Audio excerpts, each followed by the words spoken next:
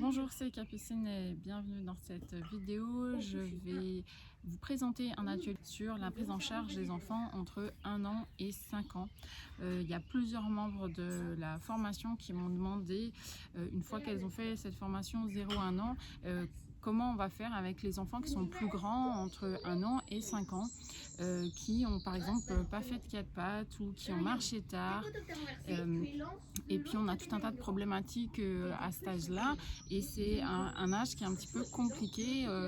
Les enfants ils sont pas forcément coopératifs, hein, donc il y en a certains ça se passe très bien, mais ça peut être des séances en cabinet où ils n'ont pas très envie de s'allonger sur la table ou de faire les exercices qu'on leur propose.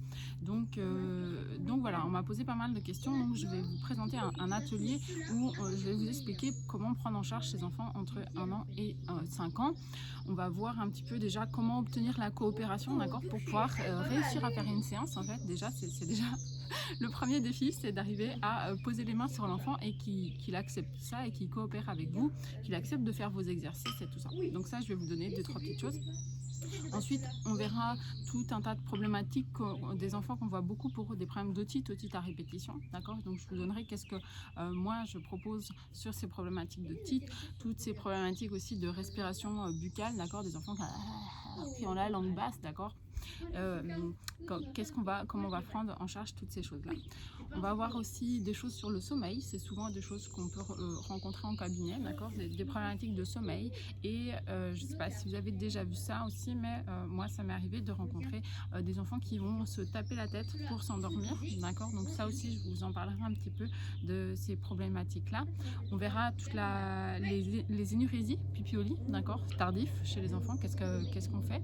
Et ça marche très très bien, d'accord. On va faire 1 ou 2 séances en général, ça suffit pour résoudre ces problématiques là. Et puis on va voir aussi avec un petit peu là les réflexes archaïques. Je vous donnerai 2-3 petites notions sur les enfants qui mordent et les enfants qui tapent, d'accord. Donc qu'est-ce qu'on va faire avec les exercices des réflexes archaïques. Je vous donnerai des petites choses qui sont sympas, qui marchent bien chez ces enfants. Et ensuite on verra les compétences motrices essentielles à acquérir, d'accord.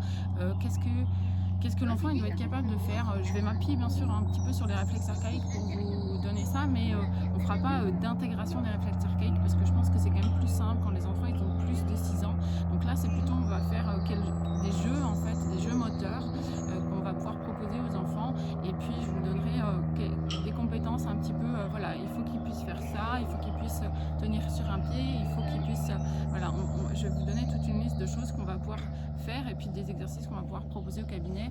Et puis à chaque fois je vous ferai les liens avec les autres problématiques, c'est-à-dire que dans telle problématique d'otite on va pouvoir avoir tel et tel exercice parce que ça va avoir une action sur la gaine viscérale, du coup sur la langue, voilà. Donc on verra un petit peu toutes ces choses là. Et puis bien sûr comme la première version elle sera en live, vous pourrez me poser aussi toutes vos questions et toutes les problématiques que vous rencontrez sur cette tranche d'âge là. Donc pour vous inscrire, le lien il est juste en dessous quelque part, ça dépend sur quelle plateforme vous êtes.